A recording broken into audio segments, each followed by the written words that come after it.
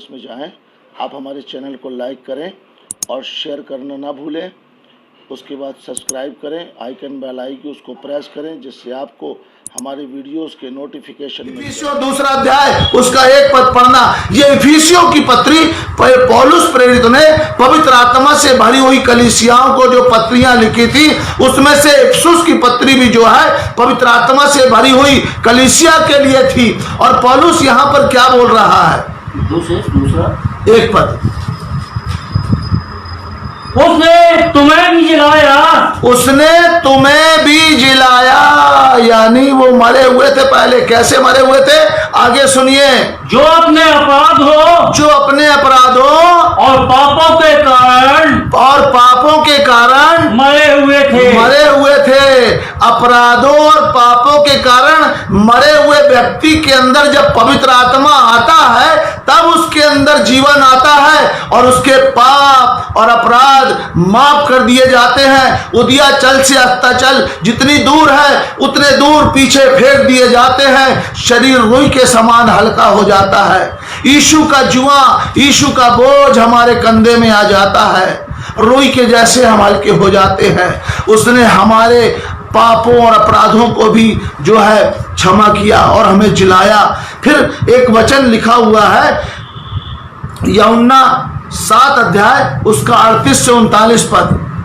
जो मुझ पर विश्वास करेगा, यीशु मसीह ने कहा जो मुझ पर विश्वास करेगा, जैसा पवित्र शास्त्र में आया है, जैसा पवित्र शास्त्र में आया है, उनके हृदय में से जीवन के जल की नदियां बह निकलेंगी। जीवन के जल की नदियां बह निकलेंगी। नदी नहीं, नदियां। जीवन का जल हमारे अंदर से बहने लगेगा और वो जीवन का जल बहुत से लोगों को जीवन देगा। जैसे आज पवित्र आत्मा से भरे हुए लोग जब प्रचार करते हैं, प्रार्थना करते हैं, हम लोग फोन में प्रार्थना करते हैं, लोग पवित्र आत्मा से भर जाते हैं। हाथ रखने की तो बात बहुत दूर गई, फोन पर ही परमेश्वर लोगों को अपने आत्मा से भर देता है। हमारी सामर्थी प्रार्थना जो यूट्यूब में पड़ी है, उसमें अनगिनत लोगों ने पवित्र आत्मा का दान पाया। ऐसे ऐसे लोगों ने पवित्र आत्मा का दान पाया जो पवित्र आत्मा के बारे में जानते नहीं थे। उन्होंने बताया, बोले भैया हम आपकी प्रार्थना सुन रहे थे और आपके पीछे पीछे कर रहे थे। जब हम हालेलुया हालेलुया बोलने लगे, पता नहीं हमारे मुंह से क्या क्या निकलने लग गया। हम घबरा गए बहुत ज्यादा। हमको फोन किया उन्होंने, अरे हमने कहा बधाई हो, आपका नया जन्म हो गया है, आपका नया जन्म हो गया, आपका मोक्ष, आपका उद्धार हो चुका है, परमेश्वर का आत्मा आपके अंदर आ गया है। और हमारे मसीही लोग इसके लिए बहुत गलत शिक्षाओं को फैलाते हैं, बड़ा दुख होता है। फिर आगे क्या लिखा हुआ है? जीवन के जल की नदियां बह निकलेंगी। आगे क्या है? उसने यह वचन पवित्र आत्मा के विषय में कहा। पवित्र आत्मा के विषय में कहा, जिसे उस पर विश्वास करने वाले पाने पर थे। यानी बहुत गहरी बात बोल रहा है यीशु मसीह।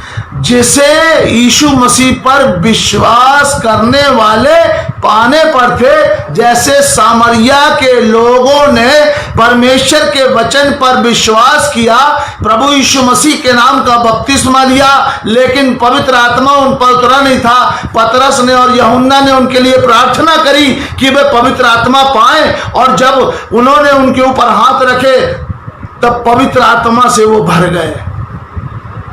जिसे विश्वास करने वाले पाने पर थे सामरिया के लोगों के समान। आगे, क्योंकि आत्मा अब तक ना उतरा था। अब तक नहीं उतरा था क्योंकि यीशु मसीह था। क्योंकि यीशु मसीह अब तक अपनी महिमा को ना पहुंचा था। अपनी महिमा को नहीं पहुंचा था, यानी स्वर्ग नहीं पहुंचा था, इसलिए आत्मा नहीं उतरा था। लेकिन इस बात को उसने पहले से बता दिया था, और जो बताया यीशु मसीह ने वो घटना घटी। लोगों ने पवित्र आत्मा पाया। परमेश्वर का वचन जो यीशु ने कहा वो प्रेरितों के काम में और पत्रियों में जाकर के पूरा होता है। और परमेश्वर के चेलों ने, यीशु के चेलों ने, प्रेरितों ने उस वचन को प्रैक्टिकल करके दिखाया और जो बातें कही वो उनके जीवन में घटी और वो बातें लिखी गई हैं। बहुत सारी बातें विस्तार से नहीं लिखी गई हैं, लेकिन हमारे विश्वास करने के लिए 2 या 3 बार लिख करके उसको प्रमाणित किया गया है कि ये बात सत्य है और हर प्रकार से मानने योग्य है। जैसे एक समाज में 3 बार तलाक कह के बोल दिया, तलाक तलाक तलाक, और 3 तलाक 3 बार बोल दिया और तलाक हो गया, उनका छोड़ छुट्टी हो गई। 3 बार में बात कन्फर्म हो गई। उसी तरीके से प्रभु यीशु मसीह ने कई जगह कहा मैं तुमसे सच सच कहता हूं, और 3 बार कहा। यीशु मसीह ने निकोदेमुस से कहा कि जब तक मनुष्य नए सिरे से न जन्मे स्वर्ग के राज को जाने की तो बात छोड़ दो, देख ही नहीं सकता। फिर दूसरी बार कहता है जब तक मनुष्य जल और आत्मा से न जन्मे वह स्वर्ग के राज में प्रवेश नहीं कर सकता। और फिर तीसरी बार कहता है अचंभा न कर, नए सिरे से जन्म लेना अवश्य है, यानी पवित्र आत्मा का बपतिस्मा पाना अवश्य है। पवित्र आत्मा का बपतिस्मा उसको ही मिलेगा जो मन फिराएगा, अपने पापों की क्षमा के लिए प्रभु यीशु मसीह के नाम का बपतिस्मा लेगा, तब वह पवित्र आत्मा का दान पाएगा। जिसका मन सच्चा हो, जो परमेश्वर की आज्ञाओं को मानता है। एक वचन आपको बताना चाहता हूं, 1 यूहन्ना उसका 5 और 12। जिसके पास पुत्र है, जिसके पास पुत्र है उसके पास जीवन है, उसके पास जीवन है। जिसके पास पुत्र है उसके पास जीवन है। जिसके पास पुत्र नहीं वो मरा हुआ व्यक्ति है। जिसके पास पुत्र है उस पुत्र का अगर है उसके हृदय के अंदर जन्म हो चुका है तो प्रमाण होगा। जैसे यीशु मसीह के ऊपर पवित्र आत्मा उतरा और यीशु मसीह वचन पर चल करके दिखाया, चेलों के जीवन में पवित्र आत्मा उतरा और उन्होंने अपने जीवन से प्रभु यीशु मसीह को प्रदर्शित किया। जीवन वो जीवित पत्री बन गए। तो जिसके पास पुत्र है उसके पास जीवन है। रोमियो उसका 8 अध्याय उसके 9 पद में एक बहुत महत्वपूर्ण बात लिखी हुई है। परंतु जबकि परमेश्वर का आत्मा, जबकि देखो रोमियो की पत्री पवित्र आत्मा पाई हुई कलीसिया को लिखी थी पौलुस ने। तो क्या बोल रहा है, पढ़िए शुरू से फिर से। परंतु जबकि परमेश्वर का आत्मा तुम में बसता है, आगे तो तुम शारीरिक दशा में नहीं, यानी जिसके अंदर परमेश्वर का आत्मा, पवित्र आत्मा, यीशु का आत्मा, पवित्र आत्मा बसता है वो शारीरिक व्यक्ति नहीं है, परंतु आत्मिक दशा में हो। पवित्र आत्मा जिसके अंदर है वो आत्मिक व्यक्ति है, आत्मिक दशा में है। आगे यदि किसी में मसीह का आत्मा नहीं, यहाँ पर दूसरा पॉइंट दे रहा है पौलुस, यदि किसी में मसीह का आत्मा नहीं तो वह उसका जन नहीं है। जिसके अंदर पवित्र आत्मा नहीं है, मसीह का आत्मा नहीं है, वो उसका जन नहीं है। वो कितना भी छाती ठोक करके बोले, कितना भी वो बाइबल को पढ़ करके रट करके सुनाए, कितना भी वो वचन को एक्सप्लेन करे, लेकिन मसीह का आत्मा उसके अंदर नहीं है, वह उसका जन नहीं है। जिसके अंदर पवित्र आत्मा होगा वो अन्य भाषा बोलेगा, बीमारों पर हाथ रखेगी चंगे हो जाएंगे, सांपों को उठा लेगा, दुष्ट आत्माओं को निकालेगा। आश्चर्य क्रम उसके जीवन से अपने आप होंगे। मैं आपको एक बात बता दूं, जो पवित्र आत्मा पाए हुए लोग हैं, यीशु के चेले पवित्र आत्मा पाए हुए थे, होता क्या था, मरकुस 16 अध्याय उसका 20 पद पढ़ेंगे।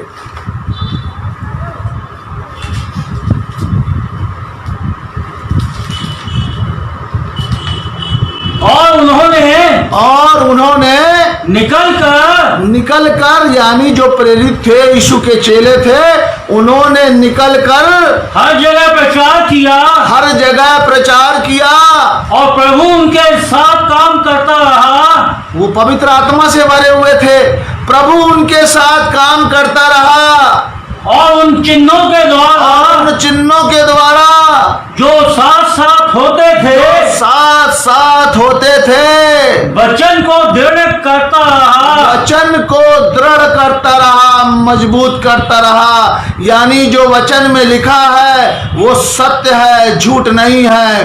प्रभु सच्चे व्यक्ति के साथ, पवित्र आत्मा से भरे हुए व्यक्ति के साथ जब वो प्रभु का कार्य करता है, सेवकाई करता है, प्रचार करता है, तो प्रभु स्वयं उनके साथ चलता है और आश्चर्य कर्म करता है और वचन को दृढ़ करता है कि बाइबल के अंदर जो बातें लिखी है, जो बातें यीशु मसीह ने कही है, जो काम यीशु मसीह ने करे हैं, वो सत्य है, झूठ नहीं है। जब पवित्र आत्मा से भरा हुआ व्यक्ति प्रभु के काम को करेगा तो गाल नहीं बजाएगा, वो सामर्थ के काम को भी प्रकट करेगा, क्योंकि वो आत्मा से भरा हुआ व्यक्ति है। यूहन्ना 10 अध्याय उसका 26 पद पढ़ेंगे। देखिए कितनी सुंदर बात यीशु मसीह ने कही है। बहुत सुंदर वचन है। समझदार व्यक्ति के लिए हीरे और मोती और बहुमूल्य रत्नों से भी बहुत ज्यादा कीमती हैं। देखिए कितनी सुंदर बात करी है। परंतु तुम इसलिए विश्वास नहीं करते क्योंकि मेरी भेड़ों में से नहीं हो। बहुत सारे लोग पवित्र आत्मा पर और पवित्र आत्मा के बपतिस्मे पर विश्वास नहीं करते हैं। बहुत सारे लोग अन्य भाषा को बोलते हैं कि ये तो वरदान है, कुछ लोगों को दिया जाता है। बहुत सारे लोग बोलते हैं कि भाई मैं तो, जब बाइबल में लिखा है यदि मैं मनुष्य और सरदूतों की बोलियां बोलूं और प्रेम न रखूं तो ठनठनाता हुआ पीतल और झंझनाती हुई झांझू, तो भैया मैं प्रेम रखूंगा, मेरे को अन्य भाषा बोलने से क्या मतलब है। बहुत सारे लोग बोलते हैं भाषाएं जाती रहेंगी तो मैं क्यों अन्य भाषा बोलूं। बहुत सारे लोग प्रेरितों के काम 14 अध्याय में से कुछ वचन बीच में से निकाल करके उसको ढाल बना करके और उसको क्या करते हैं, गलतफहमी फैलाते हैं और वो खुद भी गलतफहमी में रहते हैं। और ये क्या है, परमेश्वर की भेड़ों में से नहीं है। फिर से पढ़ेंगे इस वचन को। परंतु तुम इसलिए विश्वास नहीं करते। मैं उनसे बोलना चाह रहा हूं जो परमेश्वर के एक एक वचन को जो लिखा है उसको सीधे ग्रहण नहीं करते, उस पर विश्वास नहीं करते। वो ध्यान से सुने क्या लिखा फिर से। परंतु तुम इसलिए विश्वास नहीं करते क्योंकि मेरी भेड़ों में से नहीं हो। परमेश्वर की भेड़ नहीं हो। परमेश्वर की यदि भेड़ होती तो परमेश्वर का, यीशु का शब्द सुनती, अपने स्वामी को पहचानती। लिखा है यीशु मसीह ने कहा मेरी भेड़ें मेरा शब्द सुनती हैं और मेरे पीछे आती हैं। यीशु का शब्द इसके अंदर है। इस एक एक शब्द को, एक एक मात्रा को, एक एक बिंदु को जैसा लिखा है वैसा ही हमें ग्रहण करना है, आदर के साथ ग्रहण करना है, क्योंकि वचन ही यीशु मसीह है। वचन ही यीशु मसीह है। तो इस वचन को यीशु जानकर ग्रहण करें, जो लिखा है उसे हम माने और अगर हमारे जीवन में वो बात नहीं हो रही है तो उसे पूरा करें।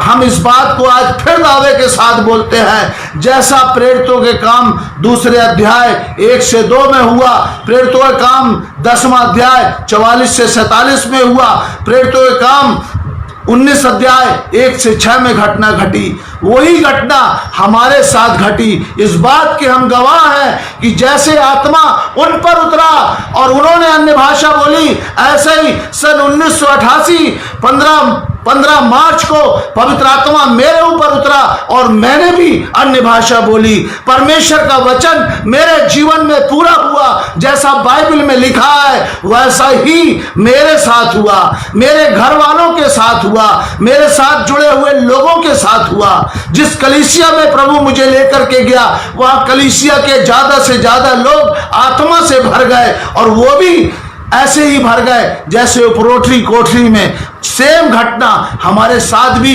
कई जगह हुई। तो हम इस बात के गवाह हैं कि परमेश्वर का वचन सत्य है, जीवित है, वो झूठा नहीं है। जो वचन को नहीं मानता है, वचन को झुठलाने की कोशिश करता है, अपना ज्ञान और अपनी बुद्धि थोपने के लिए करता है, वो परमेश्वर का जन नहीं है, वो परमेश्वर की भेड़ नहीं है। आप अच्छे से पहचाने, इसलिए भरमाने में ना आए। समय बहुत हो गया है, बोलना चाहूं अंदर से इतना निकलता है, पवित्र आत्मा इतना बोलते हैं कि मैं बोलता ही रहूं, लेकिन मुझे समय भी देखना पड़ता है। आप लोगों को खाना बनाने का समय होता है, खाना खाने का समय होता है, बच्चों को सब देखने का समय होता है। तो मैं आपसे क्षमा मांगता हूं, आज कुछ ज्यादा बोल गया मैं, मगर आत्मा मुझे बुलवाता है, मैं कंट्रोल नहीं कर पाता हूं अपने आप को, आता जाता है और बोलता जाता हूं, ऐसा लगता बोलता जाऊं। बोलना बहुत कुछ था, लेकिन इतने में समय हो गया, तो मैं आपसे क्षमा मांगता हूं। प्रभु आप सबों को बहुत आशीष दे। आप मेरे साथ पिछले 1 घंटे से ज्यादा से मेरे साथ बने रहे। प्रभु आपको ब्लेस करे, प्रभु आपको आशीष दे।